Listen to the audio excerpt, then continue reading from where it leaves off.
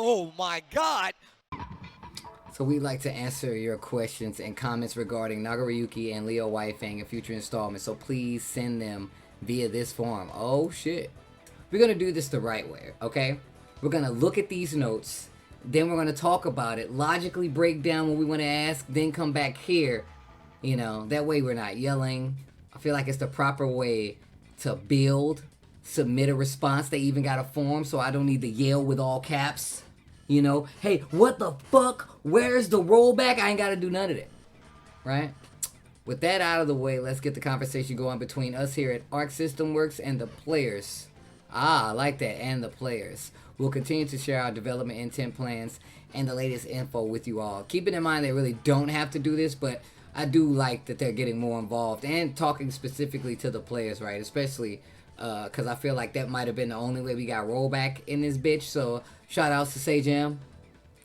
So in this section, we will answer questions we received after Developers Backyard Volume 2. As always, I, Kitano, will answer along with Daisuke.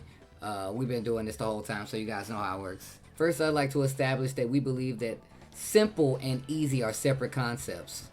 With that in mind, I'll go over the development concepts of Guilty Gear Strive again. With previous games in the series, new players would not be able to understand what's going on in the match when they watched high-level play, so they wouldn't feel very interested or motivated to improve. Because of that, we're working to make the appearance of moves and general impression of the game easier to comprehend compared to prior entries in the series. For the record, I think that's whack. This is just Steve's side note. If I could write on the screen, I'd put it right here. I'd be like, that's actually fucking whack. Too many games are already making it too easy to do cool shit. I like hard stuff. Let's make sure that it's still in Guilty Gear. Thank you, because that also makes the game fun to play for some of the people who have been playing, let me make sure, the game since most of these people were actually babies when Guilty Gear came out. Okay. However, advanced techniques will be accordingly difficult to perform. That's perfect. After all, if everyone chooses the same actions and combos, and set play in particular end up with only one correct option, this would take away from Guilty Gear's unique appeal. Sick. Looks like they listened to my note that I put here on the side that you guys can't see. I believe that the solution... Actually, you know what I'm going to do? Give me a second, guys. Give me 2 seconds. So I'm going to get back to this, right? So they still want them to have advanced techniques, obviously, because it would make sense if everybody had baby techniques. Anyways, I believe that the solution to getting new players to enjoy matches is not to make the game itself easier, but rather to create a rank system that makes it easy for them to play with others who are around the same skill level, which is smart.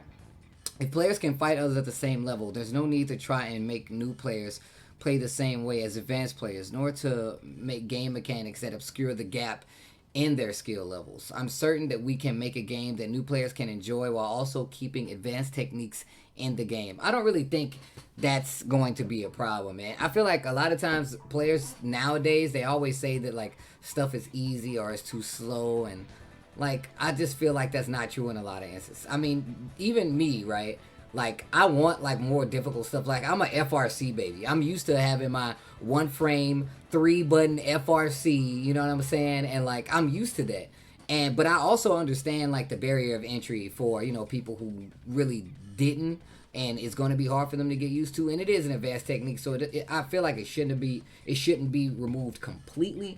However, just having that option is still something, you know, that you would have to, if you want to create like a balance between the two. I feel like stuff like that shouldn't be left out, but that's just me though, right? And it feels like that's what they're saying, like they understand that they still want an expertise level to be displayed, right?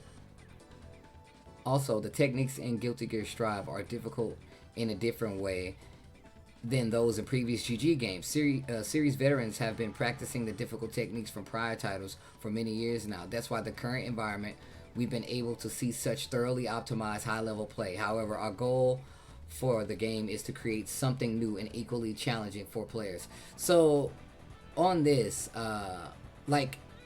so I will say that they've always been trying to say that they want this Guilty Gear to be like a new iteration of Guilty Gear, right?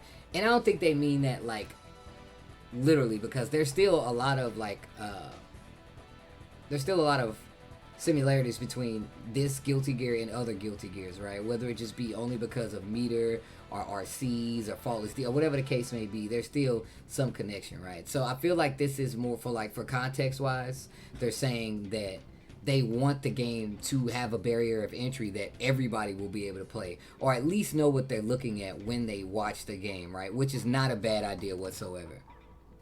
New iteration of GGX Tekken? Nah.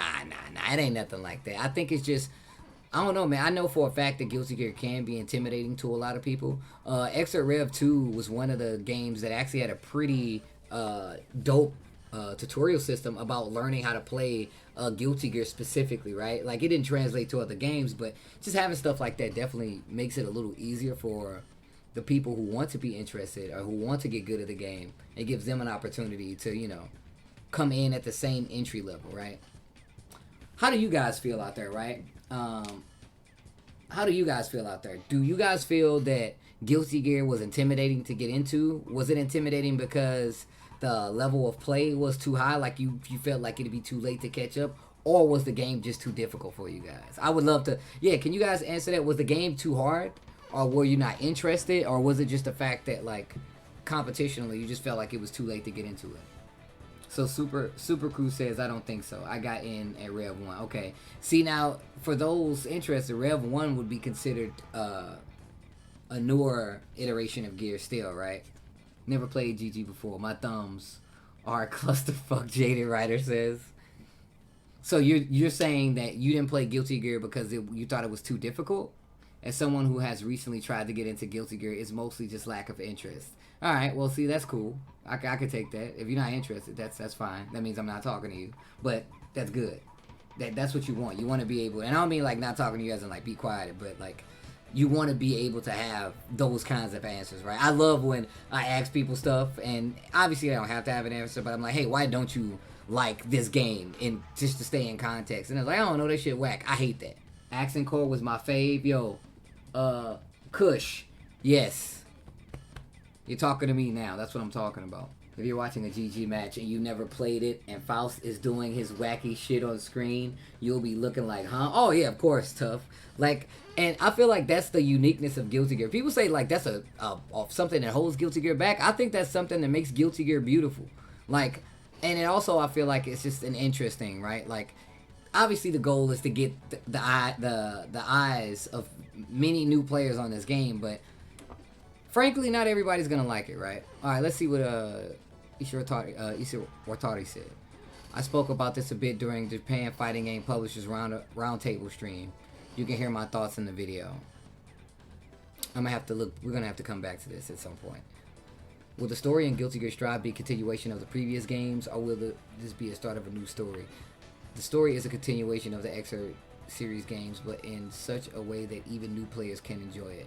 Also, we have something in the works for those who are curious about the story so far. We'll have information for you later. That's sick. Are they going to give us like a Kojima-style compendium of everything that's happened in the series so far? They did that in Metal Gear Solid 4, where they basically, as you made it through the game, it updated the database story to everything, right? And it was called like MGS Database or some shit. And it just basically wrapped up all the convoluted like story part that didn't make any sense or might get a little confusing, so I don't know if you guys... Yeah, I have the collector's edition of Metal Gear Solid 4. It's right over here.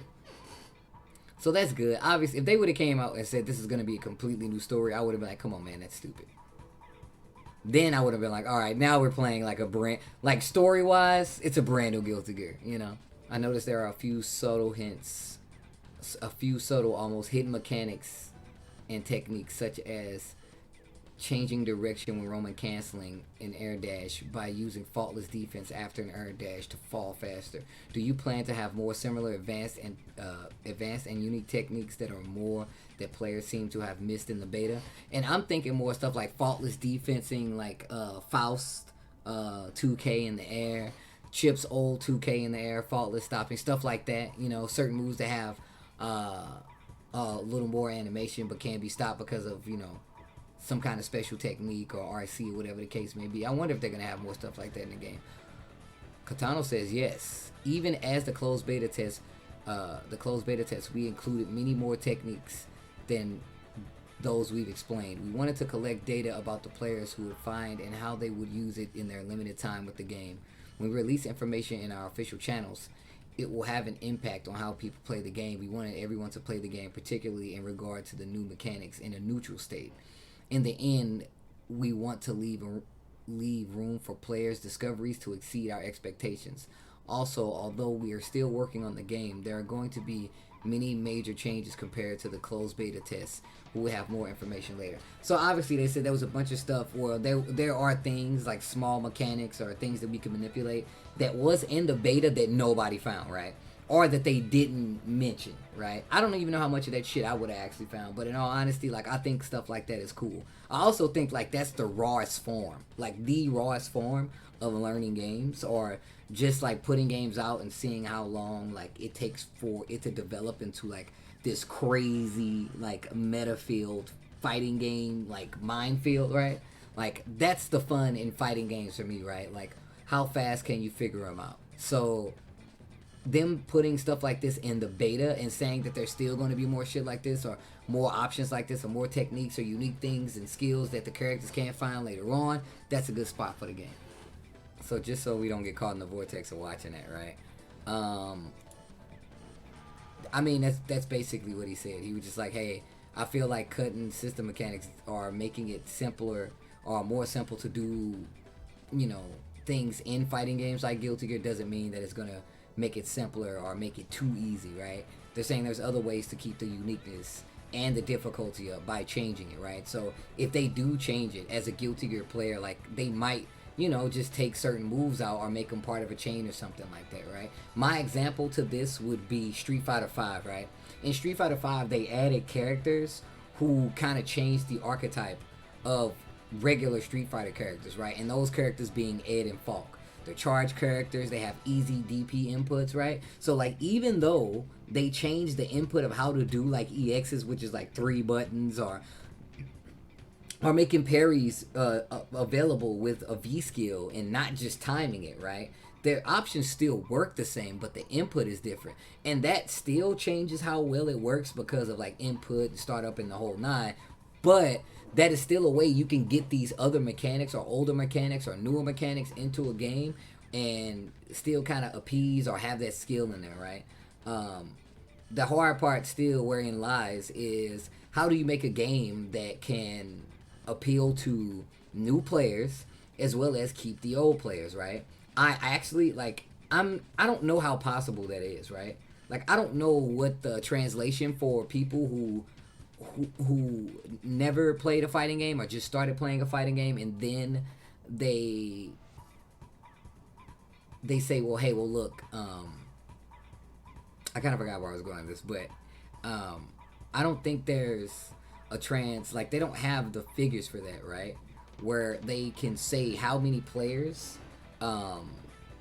actually came from an old game and how many players are starting brand new, right? And unless they do some crazy census where they get all these people to play the game, like, they're not going to know that, right?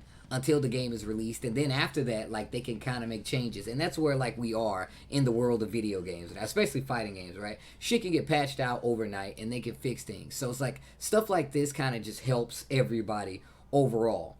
But this is still, like, a new thing. They don't know, like, and I feel like, once again, Murray even said it. He's like, that's the job of these studios, right? Of these development studios, is to make a game, more specifically fighting game studios, to make a game that's going to appeal to brand new people, keep the people who played it all these years invested, you know, as well as keeping the people who just started playing the game invested. Like, that's not an easy thing to do. But Murray also says that, well, Daisuke also said, translated by Murray, said that, well, but if it's something that we want to achieve with the system of gameplay, then we're going to put it in there no matter what. Like, we're going to find a way to put it in there. So they're saying, like, look, we can make it work, then we'll make it work. Well, but that's the thing, though. But we don't know. I'll put it like this. I'm going to say that's wrong, right? I'm going to say that's wrong. That's wrong because you already have people who are saying that they didn't like these things about Guilty Gear, that they didn't like air dashes, that they didn't like the Gatling system changes, or how Faultless defense worked, or like those are all things that are in the same wheelhouse, if I'm not mistaken, right? I think it does, because I know people who say they won't try a game because it doesn't have this thing in it, or it doesn't have FRCs, or it doesn't have YRC, or even if it's people who choose not to play a game because it doesn't have a character. Like, sometimes people want the mechanic that a character delivers so bad that that's the only part of the system that will make them play the game. I've been there before too, where people just say, well, I literally only like this one character, and even though the game is cool enough, I guess, I really only like biking, or I really only like jam. So if they don't put jam, biking, Zappa, or whoever the fuck in the game, then, you know what I'm saying, sometimes that's the mechanic that calls to the player, right? No, and tough, but I will say about MVC is that I still don't think MVC is simple to follow. Like, I think some people see, like, even if you go to MVCI, right? Like, even if you leave out MVCI, there's still people who look at Marvel who are like, I still don't know what the fuck is going on. It's not a guarantee that, though, Steve. No, but it's not a guarantee either way. That's the whole point. Like, and I feel like the only reason I say that is because you're not going to be, the reason that I say that is because you're not going to be able to drop the game and be like, hey, are you guys happy? And you're going to get an instant, like, answer, right? That's not how it's going to work. Like, the only reason that my idea is that, like, you have to let these games, like, get to a certain point before they get to an overall vision of what these people who created the game wanted to happen, right? Like, and even Daisuke just said they want to leave room for people to be, like, even the creators to be surprised. So that alone just leaves a lot that, you know what I'm saying, that they hope to be discovered in the game, as well as, like, you know, people try to break fighting games. That's what's going to happen. You say, who would you rather sell to, your day ones or your brand new? Soul Goki, I'm going to tell you where the problem is. What if your base of your day ones is too small, right? What if the base for your day ones is so small that, like, you want to revitalize and you want to bring more people in, so you make those drastic changes. You instantly alienate a bunch of people who are already there. Instantly. Right? And I'm not saying it's the right thing to do. I'm just saying that's what happens. So you're already, the minute you make that leap, instantly there's going to be people that say they don't want to play the game anymore. The day ones will only get smaller. Facts. There you go. The day ones will only get smaller, right? So I feel like your job is innovation. It's not like, your job should be to, I'm not going to say your job, but, like, I'm going to say that, like, if I'm looking at Daisuke, I'm not looking at Daisuke. If Daisuke says he's working on a game, I'm not looking for him to always make Guilty Gear. Especially if he says he's not trying to make Guilty Gear, right? We got to take it from scratch. No. I'm not saying that you're saying it's static. I'm saying that, like, the problem is there's no way to answer that across the board. That's what Murray was saying. Like, that's the job. There's no answer. There's no explicit yes or no answer to fix that issue, right? Because if that's the case, then we'd have a shit ton of new fighting games and everybody would love them, right? It'd be a new fighting game every other month, and then everybody would figure out how to make people play it, right? Anyways, we almost got caught in the vortex. Let me go back to this. So question 4 is apparently where they went in. Sajam went in. So wait, what happened with question 4? Tell me again. Why aren't you guys addressing rollback netcode in these blogs? The silence around the net play is truly worrisome. As we announced previously, Guilty Gear Strive will use rollback netcode, which is currently under development. We are hoping to show the players our netcode not through a section of developers' backyard, but rather players can play the game for themselves. We ask for patience in return. What was the problem with this answer, and what was the problem with the question? The question sounds it was taken directly out of Sajam's brain. Oh yeah, of course. But see, I approached this a whole lot differently than Sajam. Like, no offense to anybody, but, like, I would love to play on it as well, right? And I don't know if this is the first time implementing it. Like, us playing on this rollback. So I'm going to say this again. Why aren't you guys addressing rollback netcode in these blogs? The silence around the net play is truly worrisome. So definitely they say they want people to actually play it, right? But is there anything that you need to know outside of the fact that they're using netcode? Like, and I know people want to say, is the netcode good? Like, can netcode go bad? Like, is it spoiled netcode? Like, is it milk? Like, you have to use the netcode for, like, I mean, the rollback netcode for a certain amount of time, or, you know what I'm saying? Like, which one is it? But yeah, yeah, I don't get it. Like, them telling me that they're gonna use rollback netcode is really all I care about. I just want to know that, I mean, is there bad rollback netcode? Am I looking at this wrong? I heard Tekken had rollback. Yeah, it has rollback to a degree. They said it has like 3 frames of rollback or some shit. And like, once again, man, like, I feel like I have to go and take a whole new fucking programming class to like figure this out, right?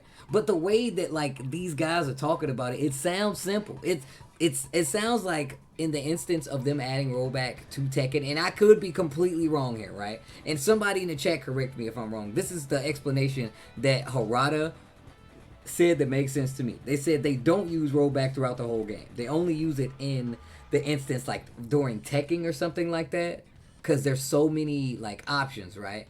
And to my understanding, and I could be 100% wrong, but I'll say this, right? I'm going to preface this by saying I definitely could be wrong, so please bear with me here, right? Like, rollback works because you're able to, I guess, go through all the options, right? And it assumes that you made the right option, like the most optimal decision during rollback, right? But then it gives you that input, or it gives you that animation, or it starts it, but it also goes to check the input that you actually did, or the action that, you know what I'm saying, that was actually input, right? And then it matches that with whatever the optimal is, and then that way, if it does, and apparently from what I understand, it's not even noticeable. So it's not like I could be like, well, I hit this one button and I saw the animation start up and then the rollback kicked in and then it happened. No, it's not that. It's literally like, hey, if you did the right thing, it's unnoticeable, right?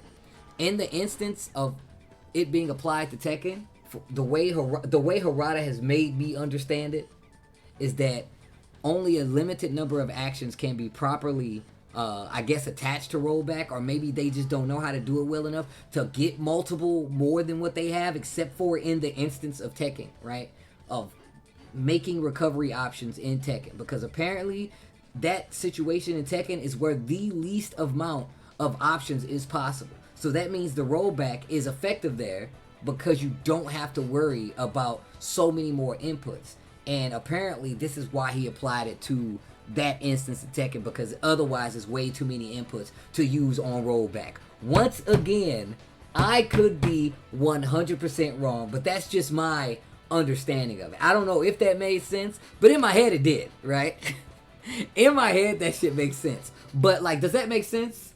So that's why I say, right? Like, is there bad netcode? Is there some, you know, some rollback netcode that they're putting on the black market that could, you know, slip into Guilty Gear Strive and just fuck up the entire batch of rollback netcode? The entire shipment, the first shipment of Guilty Gear Strive is gonna have bad rollback netcode? You make it sound like a rollback pandemic. I'm just saying that this question, I don't know how this question triggered anybody. To me, it just said, like, why aren't you guys addressing rollback netcode in these blogs? The silence around the net play is truly worrisome. They literally already told you, what else do you need to know?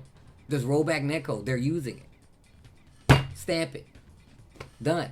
I thought that's all it took. I thought, like, them saying that they're going to implement, do they want to bring players in and have them try to implement it themselves? Oh shit, they spiked the GG rollback. We got to call back all those other Guilty Gear Strives. Hopefully you guys didn't put it in your, you know, didn't install it, because since the rollback is bad, it's actually gonna affect all your net play for every one of your fighting games. So don't even, you know, right? That's all I need. That's all I care about. They said they got rollback. I don't give a fuck about it anymore, because that net means it has to work, right? I just want to be able to play this shit and not get mad. The boy who cried rollback. I mean, it's the opposite, though. It's like the boy who cried rollback, and then everybody, they agree. They're like, hey, you know what? We do need rollback. That's actually what happened. Hey, guy with your cool hair, maybe we do need rollback. Maybe the Sajam guy has a point. Like, rollback makes me actually want to take a game competitively. Well, I don't blame you shit. In all honesty, look, I'm old, man. I just want to go to an arcade. I want to play you in person, right? Everybody has seen me play fighting games online. I can't stop talking about the lag because I don't fucking know, right? Like, I'm like, is it me? Is it the lag? Who knows? I want to be able to just be like, I just got beat up. That's what I just want to be like, well, fuck, I lost. I gotta think about it. Back to the drawing board, you know. But yeah. So I mean, I'm sure they're going to put rollback in one of the betas, right? They said the next character's coming in October. They're gonna have a beta where we can use the rollback. So if it's not good, we can tell them like, hey, I don't know where y'all imported this rollback from, but you need a new batch of it for Guilty Gear Strive, and then it's gonna be okay. Right? Guild Toss, I swear to God, I don't give a fuck how it works. I don't care. Like, I don't care how it works. I just want it to fucking work. I'm pretty sure people drive cars and they don't know how to fucking fix or create a car inside and out, but it get them where they need to go. And they can listen to some dope ass music. They can listen, you know, they can hook up the Bluetooth and go ham with that shit and still feel like they got a worthy purchase. I mean, put like this. I'm pretty sure it's hard to implement because even Ed Boon came out and said, hey man, it's hard to do, but it's necessary or it's worth it. One of the others. For me, it's necessary. And two is damn sure better be worth it if you're telling me you're going to delay a game for it. But I'm going to tell you right now that I wish that it was a lot more cohesion between these developers. But Ed Boon, like, one, I don't know how true this is, right? This is all just... Theoretically, this should be true, right? WB definitely has the resources to, and by resources, I mean money, right? To have a team of money to implement Rollback Netcode, regardless of how hard it is. They could just send the WB frog in there and he could just, hello, my baby, hello, my honey, and then the netcode, like, that'll be it, right? That's not how it works? That's not how the WB works? That's all just a joke, by the way. That's not a shot, but I missed the WB frog, and I'm mad that they didn't implement him in some kind of fatality. I'm just saying. I'm just going to throw that out there. But yeah, like, even Ed Boon was like, bro, it's hard, but it's worth it, right? So maybe it's just one of those things that, like, maybe, let's just say, right? Like, if I'm a company, and they say, well, hey, Steve, right? We're making your new Guilty Gear, right? Guilty Gear Accent Core Tasty or whatever the fuck, right? And we know that you want Rollback Netcode, right? The Sajam guy is in our ass about it. Do you want the Rollback Netcode? You know, I'll be like, hell yeah. It's like, all right, man, look, you can get your Rollback Netcode, but one, is going to cost you more money. This game is, and is not probably going to make release, and even more so, like, this game still better be a seller. Like, I don't know how those meetings go, right?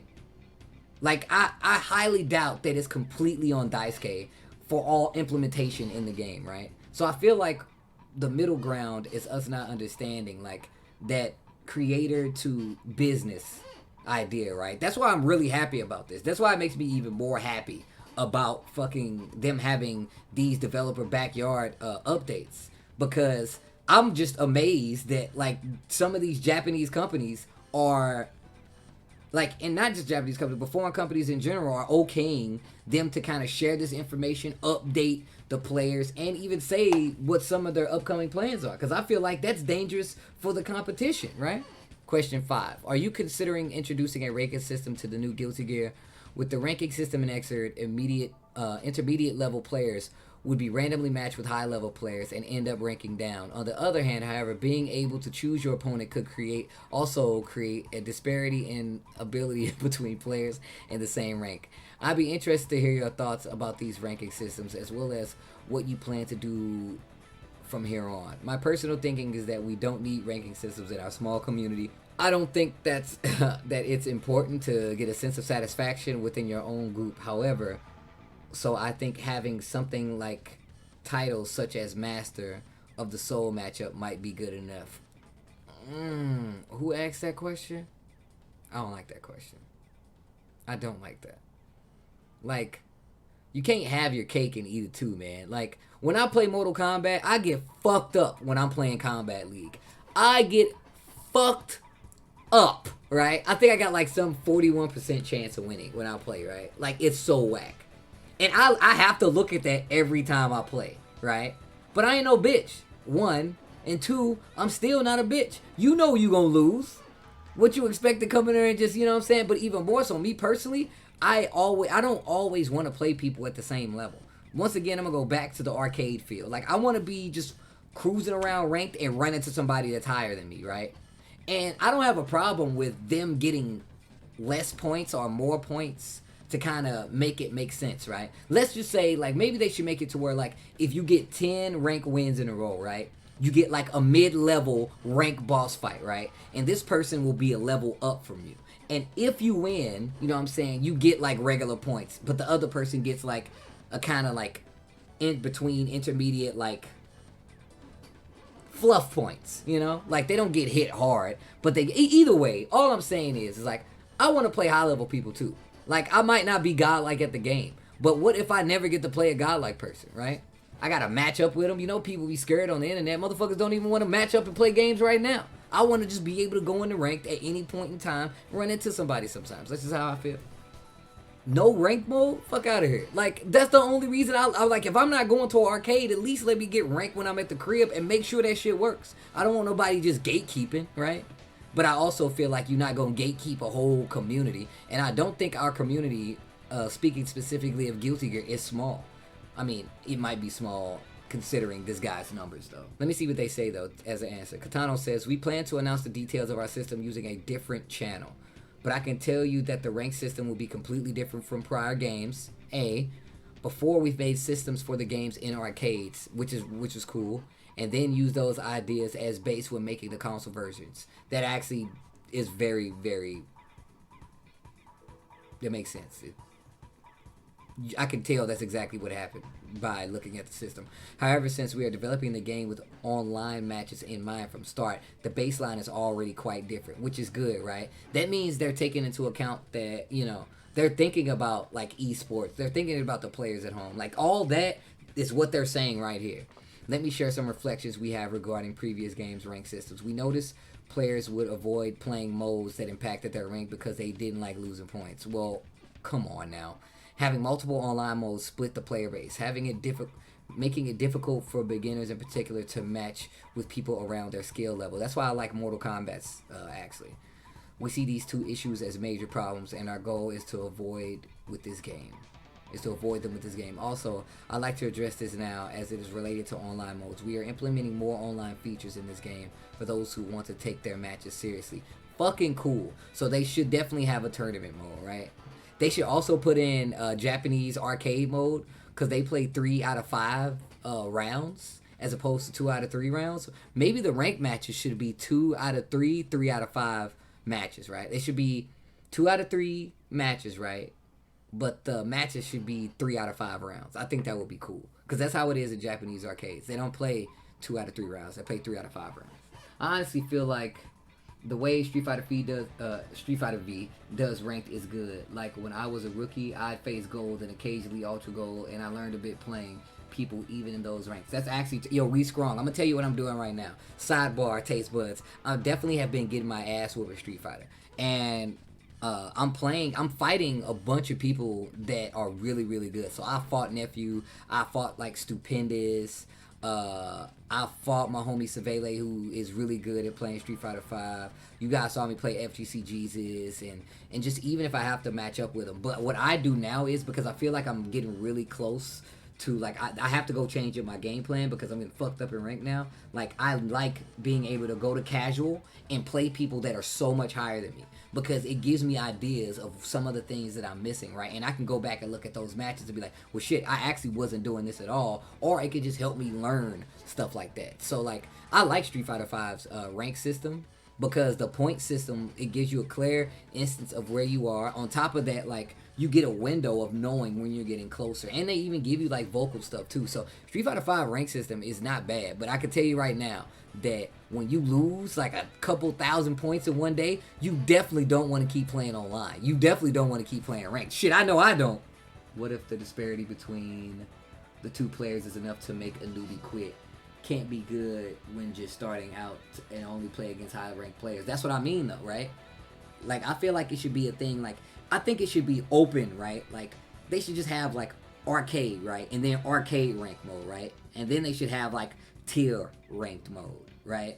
But I think in tier ranked mode, it should, like, they should make it to where in some instances it's easier or harder to go up, right? So, like, if you're facing somebody at the same level, you should have, like, just regular ability to go up, right? But if you go up, they should, like, kind of adjust it from there. Yeah, Clangy. I actually agree. That's what I'm thinking anyway. I think that if you beat somebody at a higher level, yeah, you should get more points, right? And then they do it that way. That's why if you Street Fighter's rank mode is like that. Like it's literally like, hey, you beat somebody higher than you, you get more points, and they get a fucking hit. So they don't want to lose. They're playing it. The rank mode for Street Fighter 5 is not bad. It's just CFN does not make you happy when you actually, you know what I'm saying, get matches. Otori still liked how you took one from Nephew in the best of 3 set. I did too. I bet you he thought about that shit like, damn, I lost a round. I wish he was streaming. So he had to think about that. Like, damn, he lost a round to Tasty Steve? But that guy's just a commentator. How did he lose? Is Steve good? He's gotta be. He beat Nephew a match. Shit like that, right? I mean, that's not the goal. I don't give a fuck what people think, in all honesty. But for me, like, that's something to me. Like, me getting a match, that's good because that shows improvement. I bet you 3-4 months ago, I probably would not have gotten that match, right? But I want to be able, like, me seeing that, like, I could say, without going to an event and playing Punk and feeling like I'm bothering, not Punk, but Nephew, like, at least I got those games. And it still gives me the arcade feel because I ran into this really high-ranked Street Fighter player. Like, I want that feeling. I have not talked about them banning rage quitters. I'm happy they're doing it. Fuck those guys. You gonna take that L, bro. If you get one game in, they should at least give you the option to quit the rank match, right? Like, in between matches, right? Like, if it's a connection thing, they should find some way to make it so you can quit and nobody, you know what I'm saying, or it's not that bad, right? That's what they should do. But I don't know how they're gonna do that. Then you must really hate Smurf players. Oh, I don't give a fuck about Smurf players as long as they don't rage quit. I'd rather get beaten by Tasty Steve and lose to a guy named Poopking69. I mean, look, you hear me? Rage quits are funny to me. You're a fucking liar. Soul Goki, you're grinding all night. You get a fucking 25 win game streak, right? And then Poopfist69 is about to lose, and you just instantly notice lag, and you get the KO, bam, bam, and they rage quit on you. That's funny. Never underestimate the poop fist. You better not underestimate the poop fist. That's how you get shit on your face, because he punched you with the poop fist. See? You're gonna wake up. What happened? Why do I smell doo-doo? And then your parents gonna be there. It was poop fist. Again. I'm not saying you don't grind Soul Goki. I'm just saying, when you do and somebody fucks you over by rage quitting, you don't enjoy that. You don't give out a hearty laughter. Aha! I made that guy rage quit. Yeah, see, right? You got fuck rage quitters. No fucking way. He's real. I gotta I'm gonna tuck my kids in. Dad, why should I want to be the best fighting game player? You want to get some shit on your upper lip? Poop Fist is waiting right outside this house right now. Poop Fist 2672. It's the great Poop Fist, okay? You want to get your ass whooped? You want to wake up with shit on your face? No, Dad. Then you better not lose to Poop Fist. He's in the lab right now. You remember what happened to Soul Goki? He said that shit was fun until he woke up with shit on his rank. Shit on his rank. Let me stop. All right, hold on. Next question. How does the development team feel about the current state of instant blocking? And faultless defense. Now, this is a fucking question. With the added emphasis on risk, even though it's hard to see with how the UI is implemented currently, they should have put currently because that makes me think they're not going to change it. But, you know, FD seems to have a strong place as defensive option. It both minimizes risk gain and allows for forcing whiff punish situations from a defender who is making good decisions and paying attention to their opponent. However, instant block seems like it has lost a lot of its interesting aspects from prior titles and only exists because it used to. The interesting point around it, where you can turn block strings punishable to take advantage of autopilot offense or create new defensive situations, no longer exists. It's simply meter gain.